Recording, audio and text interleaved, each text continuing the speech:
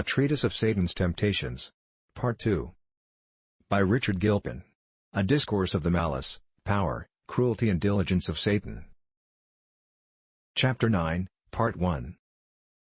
Of his fourth way to hinder peace, by spiritual distresses. 1. The nature of these distresses, the ingredients and degrees of them.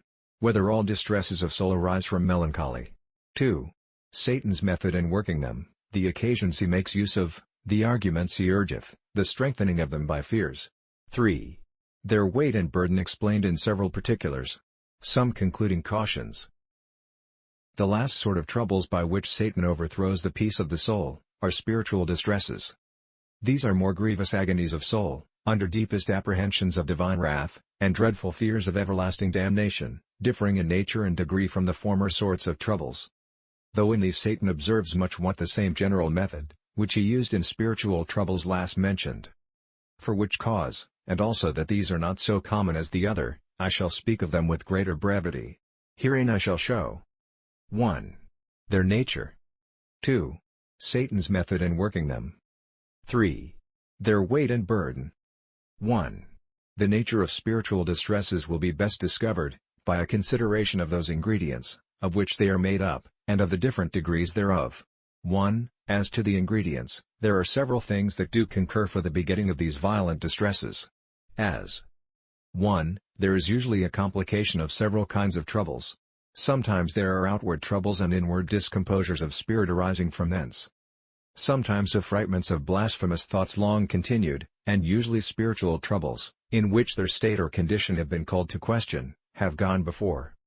Haman, who is as famous an instance in this case as any we meet withal in Scripture, in Psalm 88, seems not obscurely to tell us so much. His soul was full of troubles, verse 3. And in verse 7 he complains that God had afflicted him with all his waves.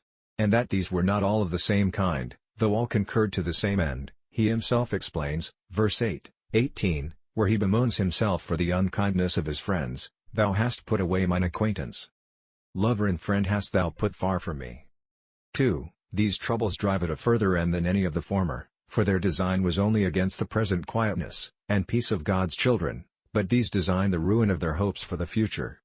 They are troubled, not for that they are not converted, but for that they expect never to be converted. This is a trouble of a high nature, making them believe that they are eternally reprobated, cut off from God forever, and under an impossibility of salvation. 3. These troubles have the consent and belief of the party.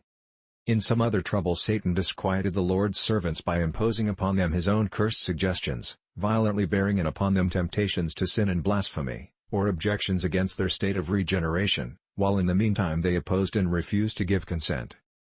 But in these Satan prevails with them, to believe that their case is really such as their fears represent it to be. 4. They are troubles of a far higher degree than the former. The deepest sorrows, the sharpest fears, the greatest agonies. Haman, Psalm 88, 15, 16, calls them terrors even to distraction. While I suffer thy terrors, I am distracted. Thy fierce wrath goeth over me, thy terrors have cut me off. 5. There is also God's deserting of them in a greater measure than ordinary, by withdrawing his aids and comforts. And, as Mr. Perkins notes, if the withdrawing of grace be joined with the feeling of God's anger, thence ariseth the bitterest conflict, that the soul of a poor creature undergoes. 2. As to the different degrees of spiritual distresses, we must observe, that according to the concurrence of all or fewer of these ingredients, for they do not always meet together, though most frequently they do. And according to the higher or lower degrees in which these are urged upon the conscience, or apprehended and believed by the troubled party, these agonies are more or less. And accordingly we may distinguish them variously.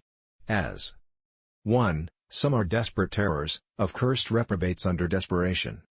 These terrors in them are, in the greatest extremity, the very pit of misery, of the same nature with those of the damned in hell, where the worm that never dies, is nothing else but the dreadful vexation and torment of an accusing conscience. They are commonly accompanied with blaspheming of God, and an utter rejection of all means for remedy. And though they sometimes turn to a kind of secure desperation, by which, when they see it will be no better, they harden themselves in their misery, and seek to divert their thoughts, as Cain did, betaking himself to the building of cities.